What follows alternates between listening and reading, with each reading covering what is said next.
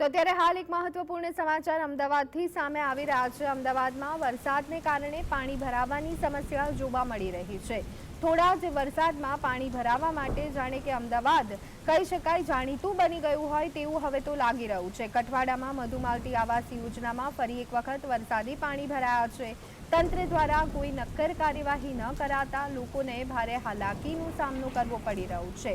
પાણીની વચ્ચે અમદાવાદ શહેર છે કે અમદાવાદમાં પાણી ભરાયું છે તે સમજવું અત્યારે હાલ તો મુશ્કેલ જોવા મળી રહ્યું છે। આપ જોઈ રહ્યા છો દ્રશ્યો, સોસાયટીઓમાં પાણી ભરાઈ જતા તો લોકોને હાલાકી વેઠવી પડે તે દ્રશ્યો તો આપણે જોયા હતા, પરંતુ સ્માર્ટ સિટી કહેવાતું અમદાવાદમાં અત્યારે હાલ લોકોના ઘરોમાં પાણી ભરાયેલા જોવા મળી રહ્યા છે।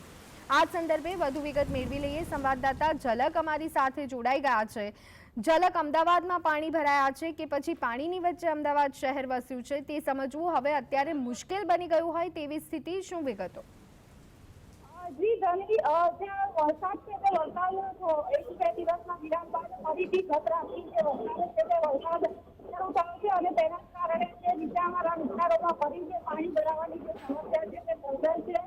જે કઠવાડા વિસ્તારમાં જે મધુમાલતી આવાસ યોજના છે તે મધુમાલતી આવાસ યોજનામાં રહીશોને હાલાકીનો સામનો કરવો પડી રહ્યો છે। હજુ તો પાણી ઓસરાને માત્ર